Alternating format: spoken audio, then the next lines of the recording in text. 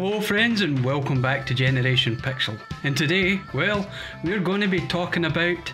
guns. Lots of guns. Well, okay, not just guns, because there is a whole wide world of video game weapons out there. And you try saying that fast 3 times in a row. So for this particular episode, I'm going to look at and discuss my 5 top weapons from video games. So, stay tuned.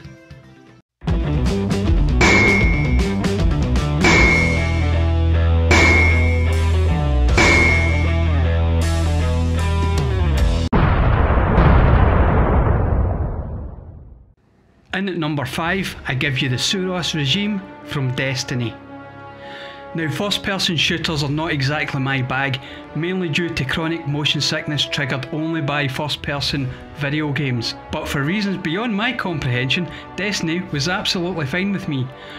Being a noob, for the want of a better word, I needed a weapon that was rock solid in recoil, powerful and accurate.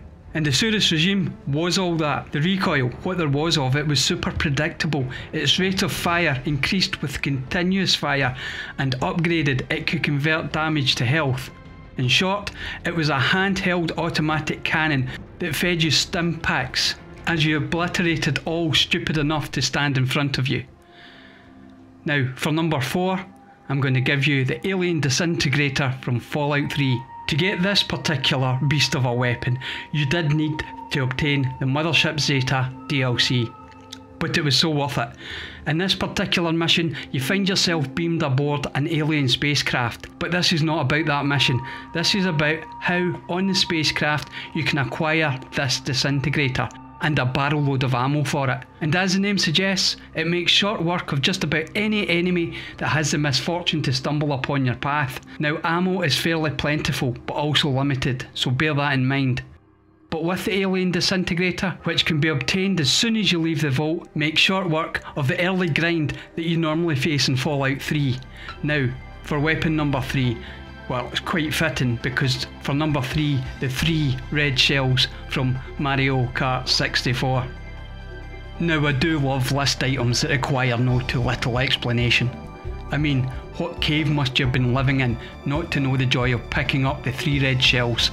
Or the utter fear when you heard your buddy sitting beside you letting out that all too familiar chuckle, signalling that they had just picked up 3 red shells. Now, if you did or still do live in a cave, the 3 red shells acted firstly as a 3-hit shield, or, much more likely, used as extremely accurate homing missiles.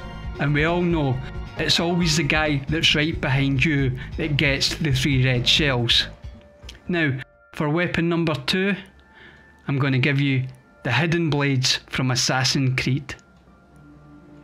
The Hidden Blade, or blades, are such an elegant weapon. And as a card-carrying advocate for stealth games, this particular weapon is the pinnacle of sneaky kills. As in the title, you don't draw attention by wearing them, and you can take out your targets in a myriad delightful ways with them, from simply walking right up behind them to dropping from ledges above. There are few weapons in video games that I find more satisfying, and of course, throughout the series, they were modified in ways to give extra options, from climbing tools to crossbows. As I said in the beginning, they are elegant in their simplicity. But now on to number 1, so drum roll please. And the only weapon that could fill the number 1 slot for me, well, that is the Buster Sword from Final Fantasy VII. Now, I know that the Buster Sword in Final Fantasy VII is a starter weapon, an underpowered starter weapon with only 2 materia slots and no status advantages. But for me, the true power of the Buster Sword is in its image. It has become an icon in itself for the game.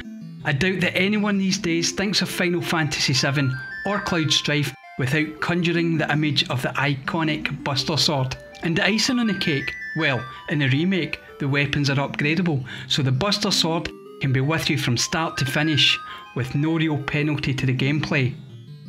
You can't tell me that the Buster Sword was not at the front of the developers' minds when they decided on this facet of the game.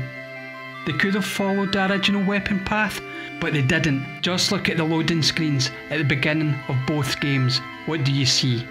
The Buster Sword. So, let's have one last look.